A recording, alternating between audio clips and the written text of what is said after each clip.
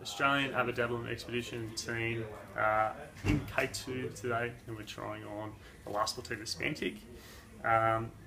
Picking boots at any time is going to be something you want to spend a lot of time on, but it's even more important when you're looking at a mountaineering boot because you're not just talking about getting blisters with a mountaineering boot. If you get a boot that's too short or too small for your foot or too tight, then you're talking frostbite and potentially losing toe. So it's much more important, and it's a really a buying decision you want to spend a lot of time on. Your foot slipping in the inner boot, or the inner boot moving on the outer boot? Or is it your foot moving on? Low volume feet. So you don't want to be banging into the front basically.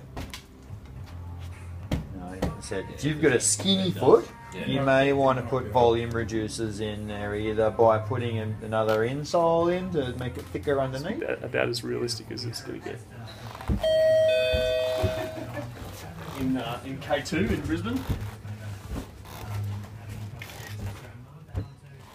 Are they rising up?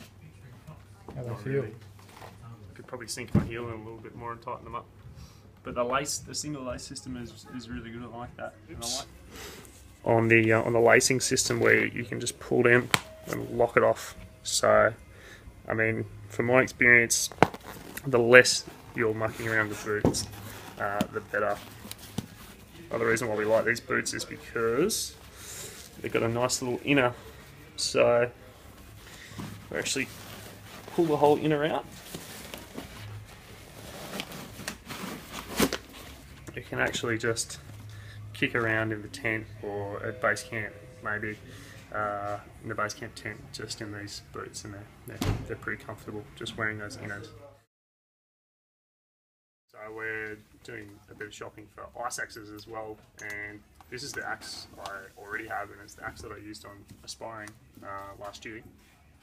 It is just a really simple, straight up and down, basic mountaineering axe, which is what we need for Ama Dablam because we're not actually doing any technical climbing. If we were doing sort of technical ice climbing, we'd need something with a little more shape to it, like the Quantum.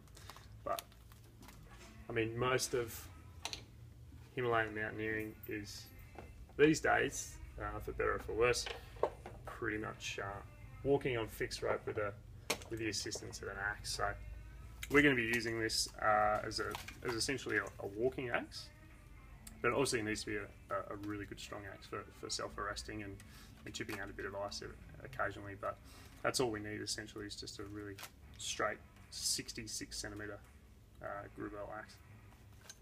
Cool. That I'm getting, it's a G14 from Groovelle. It's just a really sturdy looking crampon. I like the fact that it's got a couple of big front points on it. Of technical stuff, it's got anti-balling at the bottom, so what happens often is you get lots of snow and ice build up underneath the crampon, and the anti-balling system helps prevent that. So, I mean, it's something that's going to happen in the mountains, but I've used this crampon before and it did a great job. I've belted the crap out of them, and all you got to do is get a file out and they're fine. Yeah. Whereas G12s, you step on a big rock or something, that'll bend, buckle. Yeah, so good stuff. A couple of pairs of these bad boys and we're off. Perfect for Everest Base Camp. What do they retail for? 700. What? 949. 949 bucks. Yeah, maybe not base camp.